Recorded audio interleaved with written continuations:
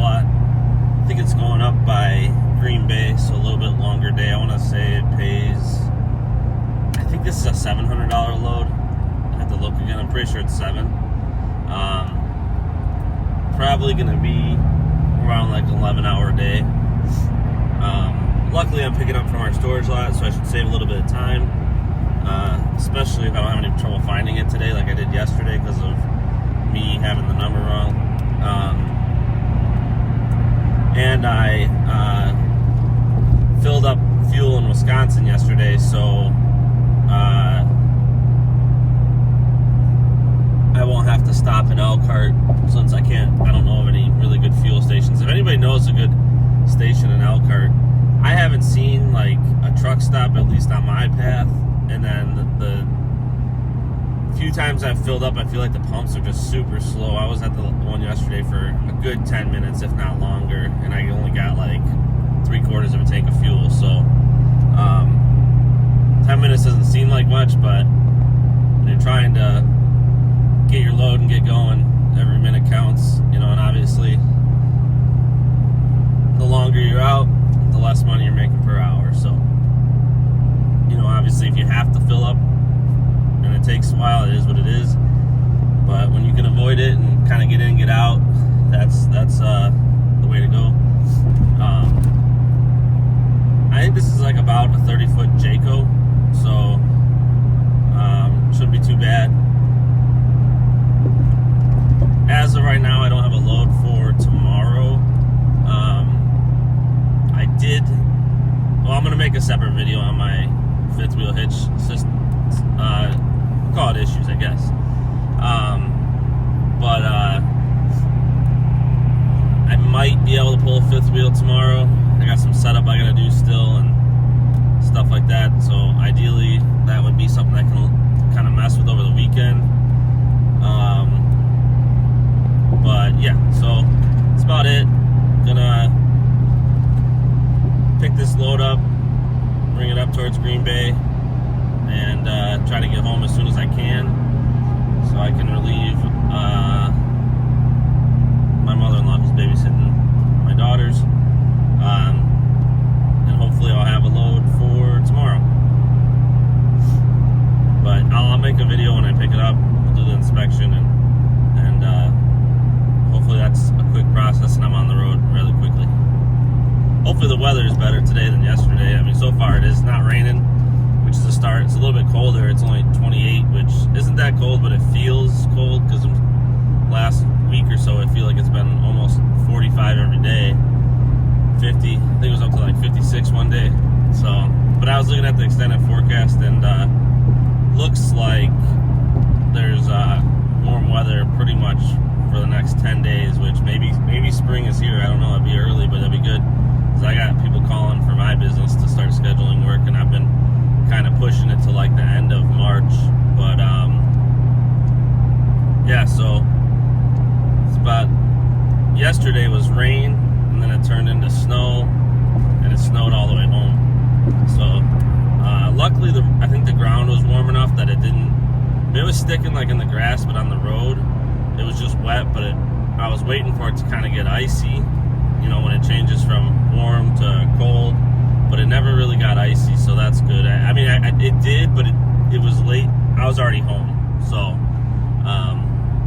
like I said, I was waiting for it to get icy even when I was pulling the trailer up into Wisconsin, because that's when as soon as I got into Wisconsin, it turned over to snow, and I thought, well, this might be a long last hour of the ride, because if it gets icy, I'm gonna have to slow down. That was a big 37-foot, 8,400-pound trailer, and it was like 35, 40-mile-an-hour winds. I didn't even do a video when I disconnected that trailer because it was freezing with the wind chill, and even the lady that does inspections, she's like, I'll just sign this. She didn't want to go out there. I told her, I was like, yeah, you don't have to go out there, don't go out there. It's cold, windy, snowing. But that she does that every time she sees me now. At least that lady, she just signs it. She doesn't even come out, which is nice because then I can get moving quicker. But the dealership I'm going to today, they're going quick inspection. They don't go inside or anything like that, since I'm not responsible for inside of the trailer.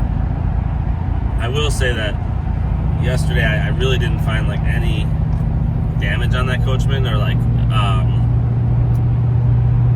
any like poor workmanship or anything like that. That was a good trailer. Seems like lately I've been seeing a lot of like the storage doors not staying closed, and caulk kind of put on there heavy and stuff. That one I didn't see any of that. I did see up in the top, it looked like they the sun is bright. It looked like they caulked two pieces of the metal siding on the outside together, and they laid on the caulk super heavy. You could see the seam like from a mile away, but I guess they just don't want it to leak right there. But yeah, we'll probably do a video during pickup. That's it for right now. Alright, I got this 26 J Flight Jayco. The locks on the doors are frozen because of the snow, ice mix or whatever we got last night. But keep an eye on them. This thing's, it's really icy out here. I already slipped once. This thing's nose diving a bit. I'm trying to decide if I want to unhook it and adjust. I think I'm going to, because it's pretty bad. These body lines aren't great. Like because the big slide comes out right above the axle, so I had to break apart that wheel fender. It just doesn't look right, but that's really all they can do, I guess. Yeah, I think I'm gonna unhook this, and I'm pretty sure I'm on pretty flat ground, and it just seems to be nose diving. I don't know. I don't like the way it looks. I don't see any damage on the front of it. It looks good. Got the lights shut off because it says those blue lights in the front. But everything looks good. Last one I towed of this model, I couldn't keep this door closed. Hopefully that'll stay closed going down the road. Alright, I went ahead and raised the hitch up one more notch. It's still nose diving, but not as bad. I could have went up more, but then I'm gonna have to bring it back down probably for the next trailer. So I think I'm just gonna roll with this. And I would have had to pull ahead from the camper versus just raise it up. So I just raised it up and almost fell again. Set it back down. So I think it's okay. It's not perfect, but it's okay. I ended up getting that camper delivered up in Swamico, and I did end up, I actually had a low tire, flat tire. I didn't see any holes or anything, so I just aired it up. I happened to stop for fuel about an hour out from delivery, and ran him to use the bathroom. When I was on my way back out, I saw that the tire was low on air, so I was able to fill it up right there at the gas station. But I didn't see any nail or anything, so I don't know if it's losing air for a different reason. But they did have a spare on this camper. A lot of them don't, but this one's mounted up underneath the camper, a spare, so I knew that if I needed to, I could replace it. But I went ahead and I filled it up, and it made it. Hoping that, hopefully it was just a fluke, but I have a feeling that the tire's probably losing air pressure somewhere, because it was down to probably like 20 psi and soft on the wall. So we'll see. But I'm not sure if that's something that I would be responsible for or not. Probably not. Hopefully not. We'll see. But got it to delivery successfully. Luckily I stopped though, because I don't know,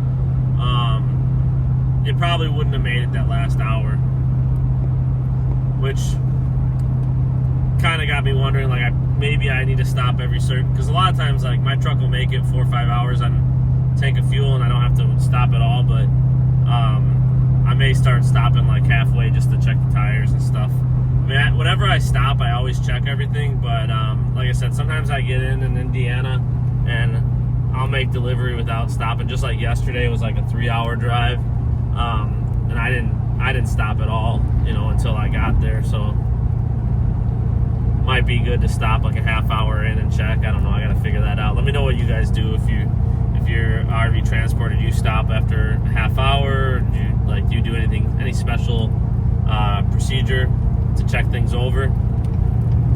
Because that probably could have been bad. I think if it would have blown, it probably would have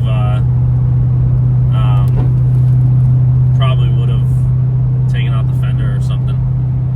So as of right now, I don't have a load for tomorrow, so I may be done for the week. I don't know. We'll see.